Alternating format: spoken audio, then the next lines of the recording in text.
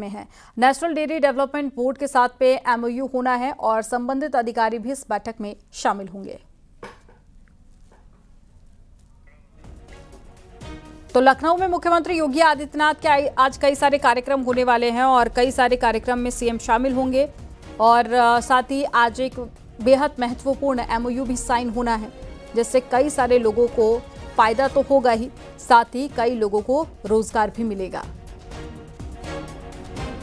तो national dairy development की board की बैठक भी आज होनी है, जिसमें एमओयू साइन होना है और इस बैठक को बेहद महत्वपूर्ण माना जा रहा है। इसके अलावा भी लखनऊ में कई सारे कार्यक्रम होंगे। आज के इस कार्यक्रम में उपस्थित दुग्ध विकास विभाग और एनडीडीबी से जुड़े हुए सभी अधिकारीगण, पीसीडीएफ के प्रबंध निदेशक और अन्य विभाग के अधिकारीगण, मैं सबसे पहले एनडीडीबी के सभी अधिकारियों का, अध्यक्ष और अन्य उनसे जुड़े हुए जितने भी उनके अधिकारीगण हैं, उन सब का उत्तर प्रदेश आगमन पर हृदय से स्वागत करता हूं। नेशनल डेयरी डेवलपमेंट बोर्ड आदरणीय प्रधानमंत्री जी के विजनरी लीडरशिप के अनुरूप अन्नदाता किसानों और पशुपालकों की आमदनी को कई गुना बढ़ाने में जिस प्रकार की एक सकारात्मक भूमिका का निर्वहन कर रहा है, वो अत्यंत सराहनीय है। मैं इसके लिए एनडीडीबी को पशुधन की उन्नत नस्ल के लिए, दुग्ध उत्पादन बढ़ाने के लिए और क्वालिटी मिल्क उपलब्ध कराने की एक स्वस्थ प्रतिस्पर्धा को आगे बढ़ाने के लिए हृदय से धन्यवाद करता हूं।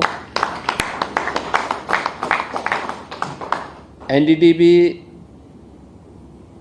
आज इस क्षेत्र में आगे बढ़ा है तो उसका परिणाम पशुपालकों के जीवन में भी और अनेक महिला स्वयंसेवी समूहों को भी आगे बढ़ने में एक बड़ी मदद मिली है।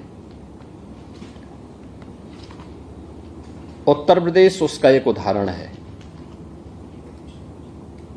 और खासतौर पर 2019 में झांसी में 5 महिलाओं ने बिलिनी मिल्क प्रोड्यूसर प्रारंभ किया था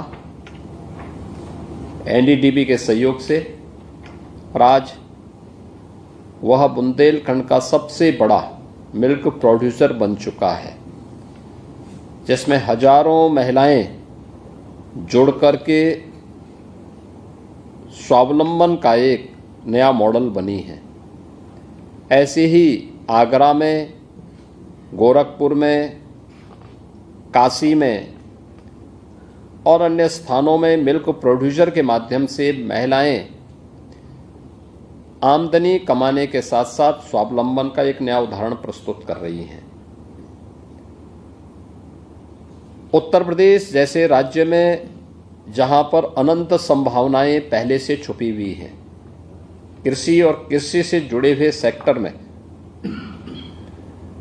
वहां पर जो कार्य होना चाहिए था, वास्तव में पिछली सरकारों की अकर्मण्यता और अन्नदाता किसान विरोधी सोच के कारण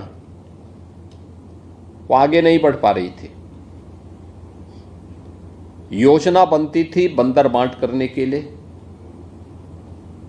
योजना बनती थी ठेके पट्टे हथियाने के लिए, उसके पीछे अन्नदाता किसान का, नौजवान का, महिलाओं का, पशुपालकों का हित हो सके, ये भाव ही नहीं था।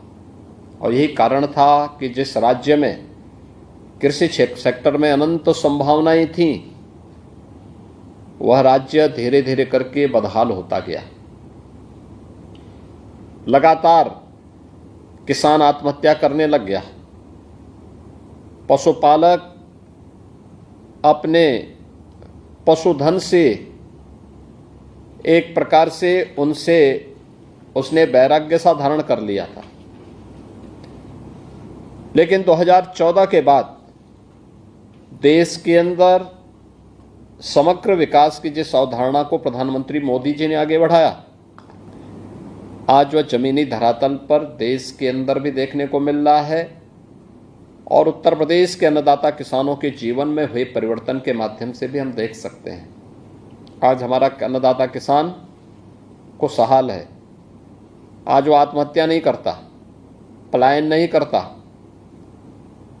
आज उसे कृषि सेक्टर और कृषि से जुड़े हुए एलाइड सेक्टर में सभी प्रकार की प्रोत्साहन भी मिलते हैं, तकनीक भी मिलती है और उसे हर प्रकार से सरकार सहयोग करने के लिए तत्पर दिखाई देती है। पहली बार हुआ है कि आईसीआर या सेंट्रल और स्टेट गवर्नमेंट की यूनिवर्सिटीज में, लैब्स में या फिर कृषि विज्ञान केंद्रों में जो कृषि वैज्ञानिक कार्य कर रहे हैं, वे पहली बार किसानों के खेत में जाकर के उन्हें प्रशिक्षण दिए हैं। कृषि संकल्प अभियान अभी हाल ही में प्रधानमंत्री जी के उस विजन को साकार करता हुआ दिखाई देता है। और ऐसे ही पशुधन के सेक्टर में भी, डेयरी क्षेत्र में भी जो अनंत संभावनाएं थी, उन संभावनाओं को हमने उत्तर प्रदेश जैसे राज्य में कभी भी ईमानदारी के साथ आगे बढ़ाने के लिए पिछली सरकारों ने प्रयास नहीं किया। उसी का परिणाम था कि धीरे धीरे करके यहाँ पे उन्नत नस्ल का हमारा पशुधन नष्ट होता गया। सबसे अच्छी उर्वरा भूमि यूपी के पास, सबसे अच्छा जल संसाधन उत्तर प्रदेश के पास, उन्नत नस्ल का पशुधन भी यूपी के पास हुआ करता था। लेकिन धीरे धीरे करके ये चीजें लुप्त प्राय होती गई। अब इस सेक्टर में पिछले 10-11 वर्षों में किए गए कार्यों का परिणाम उत्तर प्रदेश के अंदर भी देखने को मिल रहा है। आज उत्तर प्रदेश में भारत सरकार के सहयोग से जिन डेयरीज को हम लोगों ने आगे बढ़ाया है, वे अच्छा कार्य कर रही हैं। और एनडीडीबी, ये चूँकि भारत सरकार से जुड़ा हुआ प्रतिष्ठान होने के नाते उनके सपोर्ट से आगे बढ़ रहा है, तो स्वाभाविक रूप से राज्य सरकार को अपनी डेयरी को उन्हें उपलब्ध करवाने और उनके माध्यम से जो प्रॉफिट शेयरिंग में अपने कार्यक्रम को आगे बढ़ाने में किसी प्रकार की कोई दुविधा भी नहीं होनी चाहिए थी। और मैंने इस बात को बहुत पहले कहा था कि भाई ये कार्यक्रम हमारे पहले होने चाहिए और जो भी बंद हो करके उस जिसमें सैकड़ों करोड़ खर्च हुए हैं, उन डेयरी को बंद करके स्क्रैपिंग करने की बजाय अगर हम उन्हें संचालित करके पूरी क्षमता के साथ संचालित करेंगे तो नौजवानों को रोजगार मिलेगा, अन्नदाता किसान और पशुपालकों को अतिरिक्त आमदनी होगी और जो पैसा हमने नाबार्ड के सहयोग से राज्य का धनराशि जो पैसा इन डेयरीज के निर्माण में लगा है, यह उसको रिटर्न करने में कुछ सफल हो पाएंगे। और मैं पीसीडीएफ से कहूंगा कि एनडीडीएफ के इस मॉडल को देखें, उसको अंगीकार करें। दुग्ध समितियां कैसे कार्य कर सकती हैं, ये चीजें हमें देखनी चाहिए। और मुझे अच्छा लगा कि पिछले 8 वर्ष में प्रदेश के अंदर कई डेयरी आगे बढ़ी है। अभी अमूल ने वाराणसी में अपना काम प्रारंभ किया, हजारों किसानों के जीवन में परिवर्तन का कारक बन रही है। लखनऊ में एनडीडीबी के सहयोग से हम लोगों ने जो कार्यक्रम आगे बढ़ाया, उसके परिणाम सार्थक आए हैं। लेकिन पीसीडीएफ को अपनी उस कार्य पद्धति और कैपेसिटी बिल्डिंग के लिए नए प्रयास की आवश्यकता है। जिस प्रयास को हम एनडीडीबी आपके सामने उदाहरण है, अमूल आपके सामने एक उदाहरण है, मदर डेयरी आपके सामने एक उदाहरण है, हम क्या आप राज्य के अंदर पराग को या अन्य संस्थाओं को भी इसी रूप में आगे बढ़ाने में अपना योगदान दे पाएंगे? उनकी कैपेसिटी बिल्डिंग के लिए, दुग्ध समितियों के गठन करने के लिए, चिलिंग प्लांट कहाँ स्थापित होने हैं, कैसे हम क्वालिटी मिल्क को प्रत्येक व्यक्ति तक पहुंचाने में योगदान दे सकते हैं, ये तभी हो पाएगा जब ये डेयरीज चलेंगी और संचालित हो पाएंगे। और मुझे प्रसन्नता है कि आज ये 4 स्थलों के लिए MOU national dairy development board के साथ आज यहाँ पे संपन्न हुआ है, जिसमें गोरखपुर में 1 लाख क्षमता की डेयरी 2023 से ही बंद थी। ये डेयरी चली तो, लेकिन दूध पूरा नहीं आता था, लगातार घाटे में चल रही थी। कोई प्रयास नहीं हुए कि नए दुग्ध समितियों का गठन करके हम किसानों को उसके साथ जोड़ सकें, अन्नदाता किसानों को उन्नत नस्ल का पशुधन दे सकें, अच्छी गाय, अच्छे नस्ल के भैंस या जो पशुधन उसके पास है उसमें अच्छी ब्रीड उसके माध्यम से पैदा हो, इसके बारे में जो पहल होनी चाहिए थी उसका अभाव देखने को मिल रहा था। विभाग को एक जिम्मेदारी लेनी चाहिए थी, वहाँ पे कहीं न कहीं उस दिशा में जो प्रयास होने चाहिए उसको और तीव्र करने की आवश्यकता है। कानपुर में 4 लाख लीटर की डेयरी नई बनी इस डेयरी कुछ ही दिन चल पाई, घाटे में लगातार चलने के बाद बंद हुई।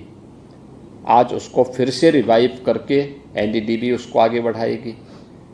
1 lakh litre dairy, 1 lakh litre की क्षमता की कन्नौज की काउ मिल्क से जुड़ी हुई डेयरी, ये भी नाबार्ड के सहयोग से बनी थी और उसको भी हम लोगों को नए सिरे से फिर से रिवाइव करके उसको आगे बढ़ाना पड़ेगा। और ये चीज़ें होती हैं तो एक साथ सभी स्टेक होल्डर उससे लाभान्वित होंगे, पशुपालक भी,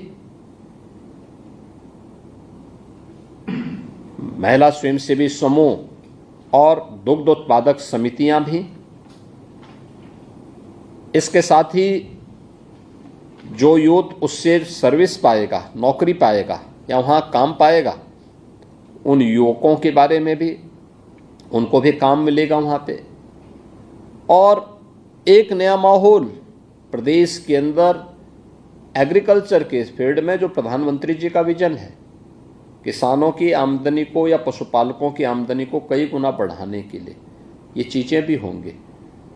इसमें पशुधन के लिए अच्छा फीड कैसे उत्पादन किया जा सकता है, अंबेडकर नगर की हमारा पशु चारा उत्पादन का प्लांट, वह भी मात्र 12% क्षमता से ही चल पा रहा था। अब एनडीडीबी उसको संचालन करेगा, न केवल पूर्वी उत्तर प्रदेश में बल्कि पूरे उत्तर प्रदेश के अंदर से वहाँ से क्वालिटी फीड हम पशुधन के लिए उपलब्ध करवाने में बड़ी भूमिका का निर्वहन कर पाएंगे।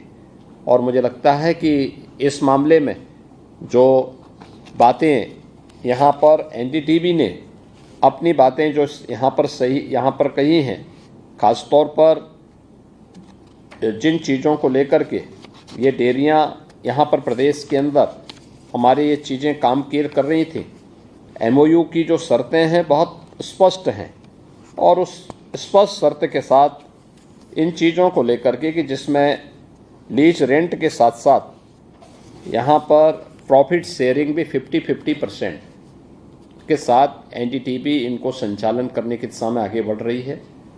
मुझे पूरा विश्वास है कि एनडीडीबी एक समय सीमा के अंदर एक बहुत शॉर्ट समय सीमा तय करें जिस दौरान आपकी डेयरी तैयार होती है, उस दौरान दुग्ध समितियों को वहाँ पे रिवाइव करके कैसे हम इन चीज़ों को आगे बढ़ा सकते हैं। हमारा भी प्रयास होना चाहिए कि जहाँ पे मिल्क प्रोड्यूसर बन रही हैं, मेरा मानना है कि सबसे आसान तरीका है उनका प्रशिक्षण, उनको मार्जिन मनी में सहयोग करना और चिलिंग प्लांट लगा करके उनकी आमदनी को कई गुना बढ़ाने में हम योगदान दे सकते हैं, डेयरी के साथ उन्हें जोड़ने में। क्वालिटी मिल्क बच्चों को और परिवार वालों को मिलेगा, क्योंकि इसमें जो मिलावट हो रही है, मैंने पिछले दिनों बड़ी कार्रवाई करवाई थी प्रदेश के अंदर कुछ जगहों पे।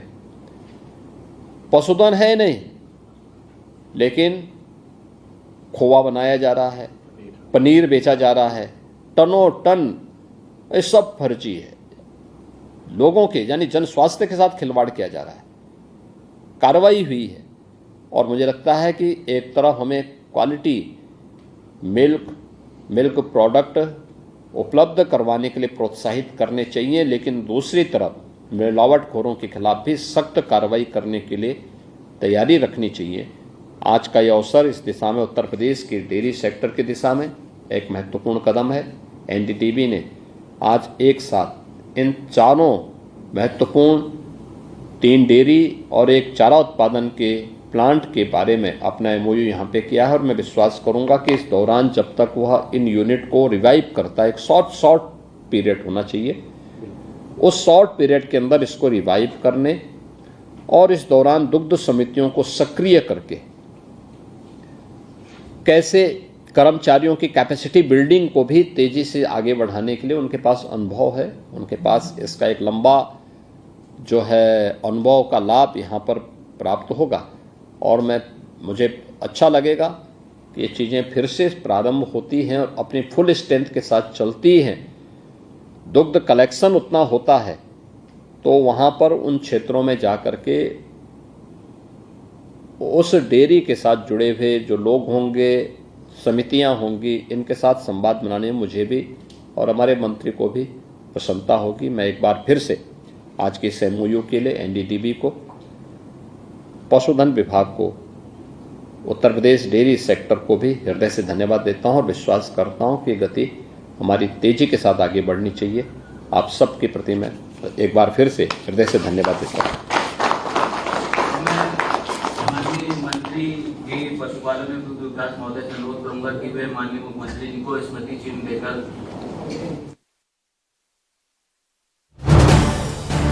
आप देख रहे हैं न्यूज़ 18 उत्तर प्रदेश उत्तराखंड।